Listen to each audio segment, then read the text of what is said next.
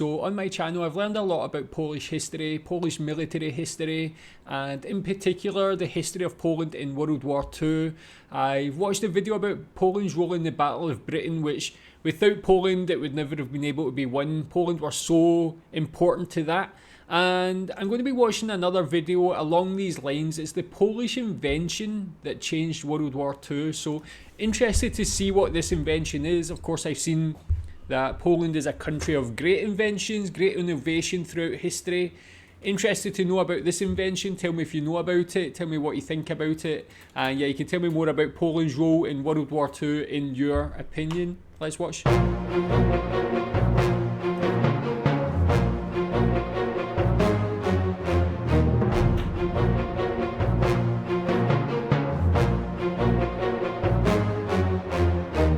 Most people are aware that Poland was a major contributor to ultimate Allied victory in World War II.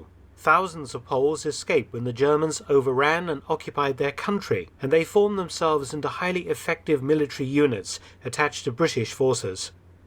Polish pilots flying in the RAF in 1940 made a huge, though often overlooked, contribution to victory in the Battle of Britain, shooting down an astonishing 18% of all German planes downed over the UK.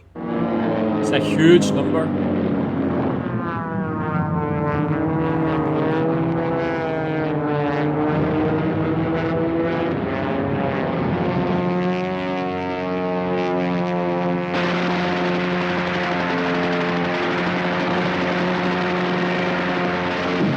Polish soldiers fought valiantly in the North African campaign, and it was Polish soldiers that finally captured Monte Cassino in Italy after a 6-month battle in 1944. In the Battle of Normandy in 1944, Poland fielded an entire armoured division. In total, the Polish armed forces in the West consisted of 249,000 men and women, of whom just over 10% were killed in action. But have you considered that Polish inventions dramatically changed the course of World War II? The Polish created some very important devices that are very familiar to us today, but I doubt are thought of as being of Polish origin. In this video, we look at one such invention that changed the course of World War II. There were 3 weapons on the World War II battlefield that caused the greatest number of casualties amongst both soldiers and civilians. The first was artillery, deadly to infantry caught out in the open or in trenches. Forget machine guns and rifles, artillery fire was the deadliest weapon that the World War II soldier had to contend with on all fronts.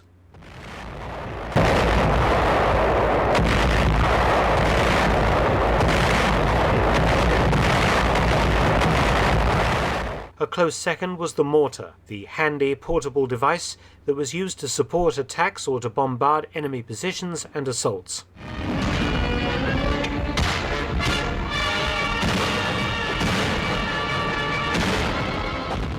Combined together, artillery and mortar fire accounted for the majority of casualties, both killed and wounded, in World War II.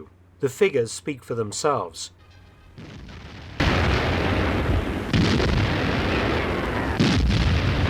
The United States recorded that 53% of troops listed as wounded in action were the victims of artillery or mortar fire, while for died of wounds casualties, 62% were by shell or mortar fragments. Overall, the US Army recorded that 55% of its World War II casualties were down to artillery and mortar fire. But there was a third weapon that was both incredibly dangerous and ubiquitous to all World War II battlefields that accounted for huge numbers of military and civilian casualties: the landmine. They came in many types and sizes, from anti-personnel to anti-tank, and were laid in tens of millions. The biggest problem, particularly for the advancing Allies, was in locating buried mines and safely defusing them. In the early stages of the war, all mines were made of metal. The only way to safely clear paths through enemy minefields was by the slow and laborious prodding of the ground with a bayonet or a metal rod. Then each mine would be carefully excavated by hand and then defused. The problem with this method was that mines were often missed, resulting in casualties. A machine was needed that could detect mines more quickly and with less margin for error. And for such a device, we have a Polish army officer to thank, his invention being one of World War II's game changers. The man who came up with the first practical mine detector was Polish technician Lieutenant Józef Kosacki of the artillery branch, the Ministry of National Defense in Warsaw. He secretly worked on developing electronic devices for the Polish army before the German invasion in 1939. He escaped to Britain, where in 1941 he completed work on the portable mine detector.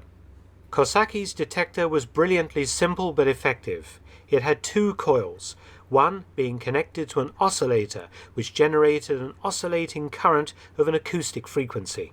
The second coil was connected to an amplifier and to a set of headphones worn by the machine's operator. When the coils passed close to a buried metal object, the balance between the coils was disturbed and a sound would appear in the headphones. A brilliantly simple design, it weighed only 30 pounds or 14 kilograms, so it could be operated by a single soldier. Lieutenant Kosacki next did an incredible thing. The design could have made him very rich, but he did not patent it and donated the detector to the British Army for free, which set about mass producing it. The effect of Kosacki's invention was felt almost immediately. 500 Polish mine detectors were used by the British 8th Army at the Battle of El Alamein in the North African desert, massively speeding up the Allied advance and saving a lot of soldiers from death or injury. Yeah, that's what I was going to say. It's like, it's not just the actual saving of lives, like the progress they can make, not having to do that laborious task of crawling along and going so slowly. That is the real definition of a game changer. And like, what I like about this invention is it's not an invention that's used to kill people, to maim people, to hurt the people on the other side, but it's just to actually save lives. It's a great thing for humanity as well, really. Kosacki's design was hardly changed for decades and remained in British service until 1995. During the war, the British used some 100,000 on all fronts, and the device was also copied and manufactured by the US. However, the Germans were not idle when they realized the Allies were using metal detectors to find their mines. They set about creating undetectable mines using non-magnetic materials such as wood, glass, and clay. The most deadly and common was the shoe mine 42. With this simple little wooden box. Looks harmless enough, doesn't it? But it's just as deadly as the larger metal mine. A detonator is placed through a hole in the front, and the firing pin set. The lid is then partially closed, but prevented from closing entirely by a small twig placed under the edge. When this twig is disturbed, the lid falls, knocking out the pin. This is sure one little package that should be clearly marked, handle with care. Nonetheless, the Polish mine detector remained a vital piece of Allied kit, as many German mines were still metal, particularly anti-tank devices like the large Teller mine. The Allies went further still, developing two more methods of disposing of mines quickly.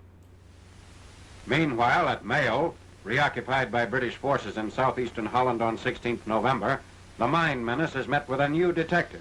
It's a tube about 6 feet long, through which is forced compressed air. The effect is to blow away the earth covering to reveal the buried mines.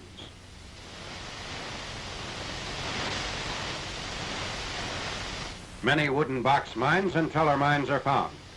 Pull wires are fixed around the uncovered mines, which are removed by sappers of a Scottish division.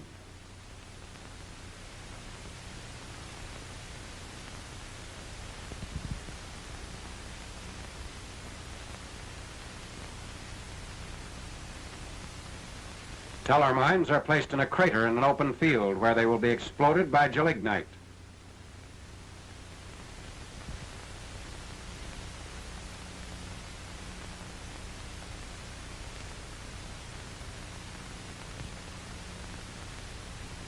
The mines are set off 10 to 20 at a time.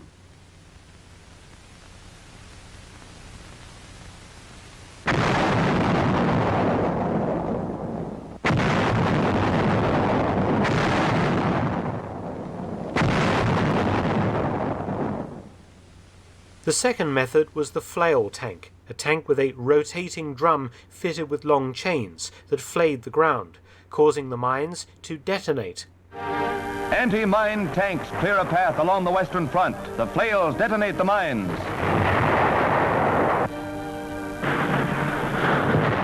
However, in both cases, the area still had to be swept with Polish mine detectors to ensure all mines had indeed been found. Józef Kosacki received a personal letter of thanks from King George VI of Great Britain, became a professor, and passed away in 1990. Thanks for watching. Please subscribe and share. Oh, that's another true hero, Józef Kosacki. Such an amazing innovation during that time. It's like when you see Germany come up with that little wooden box, the efforts people go through just to hurt other people, man. I know it's during a war, but it's just so sad, the amount of people that lost their lives for these wars and things. But having a guy like Joseph coming up with that innovation saved, I'm sure, so many lives, and allowed the Allies to progress quicker and end the war quicker. And to see it was still in use until 1995, it just shows it was obviously a great innovation that couldn't really be improved too much upon. So to do that over about 50 years before, it just shows how amazing it was, really. So excellent invention. Tell me what you think about that. Tell me if you knew about that before.